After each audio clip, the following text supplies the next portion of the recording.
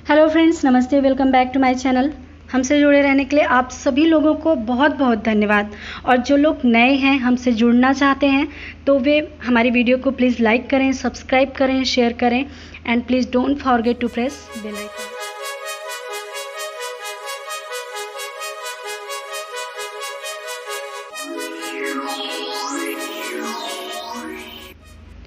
आज मैं डिस्कस करने वाली हूँ भारतीय साक्ष्य अधिनियम 1872 की धारा 27 के बारे में।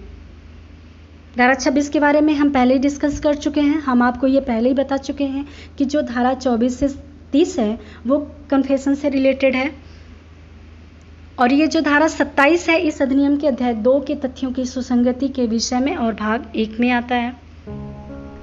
लेकिन हमेशा की तरह आपके लिए बहुत ही प्यारी सी लाइन, भीड़ हमेशा उस रास्ते पर चलती है जो रास्ता आसान लगता है, लेकिन इसका मतलब यह नहीं कि भीड़ हमेशा सही रास्ते पर चलती है। अपने रास्ते खुद चुनिए, क्योंकि आपको आपसे बेहतर कोई और नहीं जानता।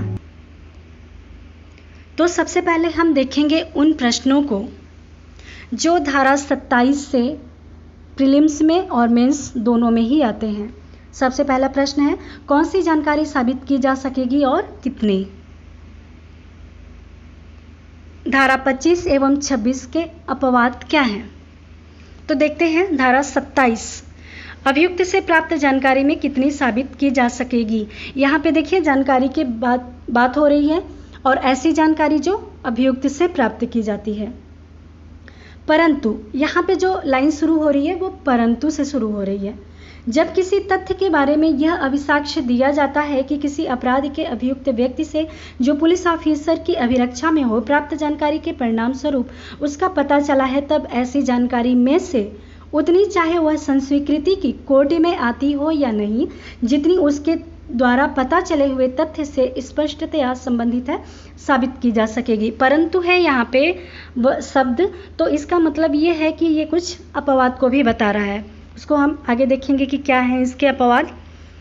तो देखिए, जब हम धारा 27 पढ़ते हैं तो इसमें कुछ बातें निकल कर आती हैं, कुछ शर्तें निकल कर आती हैं जिन्हें पूरी होना बहुत ज़रूरी है। अगर ये शर्तें पूरी नहीं होंगी तो फिर ये जो धारा है यहाँ पे लागू नहीं होगी। तो पहली शर्त क्या है इसकी, अभियुक्त से किसी तथ्य का पता चलना। मतलब जो तथ्य का पता चलना है, जो जानकारी आनी है वो केवल अभियुक्त से ही आनी चाहिए। सूचना देने वाले व्यक्ति को अभियुक्त होना चाहिए, और जो इंफॉर्मेशन देता है, सूचना देता है, जिस व्यक्ति से तथ्य का पता चलता है उस व्यक्ति को एक्यूज्ड होना चाहिए, मीन्स कि अभियुक्त होना चाहिए। तीसरा है, उसे पुलिस अभिरक्षा में होना चाहिए। कंपलसरी है कि उसे पुलिस अभिरक्षा में होना ही चाहिए। फिर चौथा है, केवल पता चला भाग साबित किया जा सकता है, शेष नहीं। जाहिर सी बात है, जो भाग पता चलेगा उससे तो ही साबित कर सकते हैं, जो भाग पता ही नहीं चलेगा उसे कैसे साबित कर सकते हैं। पता चला भाग तथा अपराध से संबंधित होना चाहिए। फिर है, संस्वीकृति के परिणाम स्वरूप तथ्यों का पता चलना। मतलब संस्वीकृति के परिणाम स्वरूप उसका रिजल्ट जो है वो कन्फेशन से ही आना चाहिए। उसी के परिणाम स्वरूप ही अगर कोई तथ्य पता चले तो केवल इसी के द्वारा। फिर देखते हैं धारा 26 और 27 का संबंध क्या है। देखिए, जो धारा 26 है पूर्ण रूप से पुलिस के समक्ष संस्वीकृति पर प्रतिबंध लगाती है। मतलब जो धारा 26 है, अगर पुलिस अभिरक्षा के समक्ष अगर कोई अपराध कबूला जाता है तो उस पर प्रतिबंध लगाती है।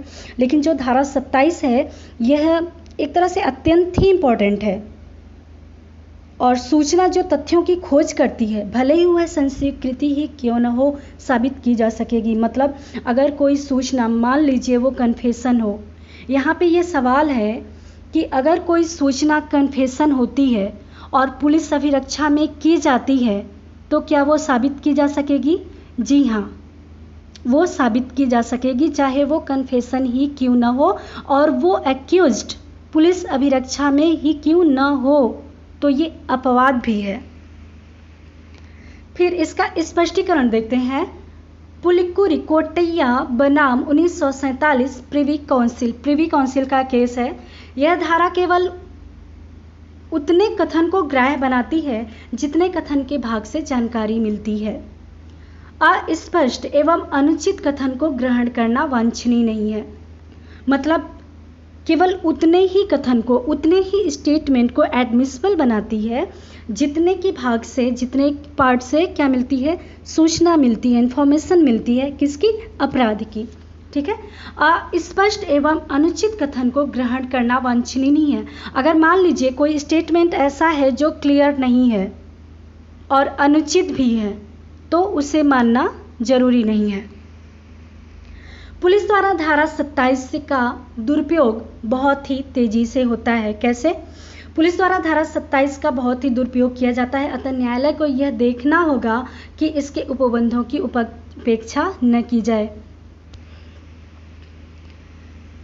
इसके संबंध में कई इंपॉर्टेंट केस हैं, जैसे एम्परर बनाम जगिया 1938 का केस है, फिर है आर बनाम 1895 का केस है, स्टेट ऑफ यूपी बनाम देवमन उपाध्याय 1960 सुप्रीम कोर्ट। बहुत ही पूछा जाता है, बहुत ही इंपॉर्टेंट केस है, नोट कर लीजिएगा। जो वाद ऊपर दिए गए हैं उनके सिद्धांतों को इसमें स्वीकार किया गया है। इसमें धारा 27 की संवैधानिकता पर भी बहस किया गया है।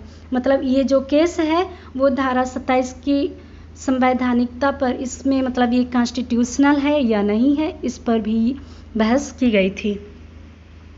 फिर है मुंबई राज्य बनाम काठी कालू औघड़ 1963 सुप्रीम कोर्ट का केस में उच्चतम न्यायालय ने धारित किया कि चूंकि धारा 27 में सूचना अभियुक्त द्वारा बिना किसी धमकी के या दबाव के प्राप्त की जाती है, इससे अनुच्छेद 20(3) का उल्लंघन नहीं होता है। धारा 27 को अनुच्छेद 20(3) से प्रभावित करने के लिए यह साबित किया जाना आवश्यक है कि प्रश्नगत सूचना अभियुक्त पर दबाव का प्रयोग करके प्राप्त की गई थी।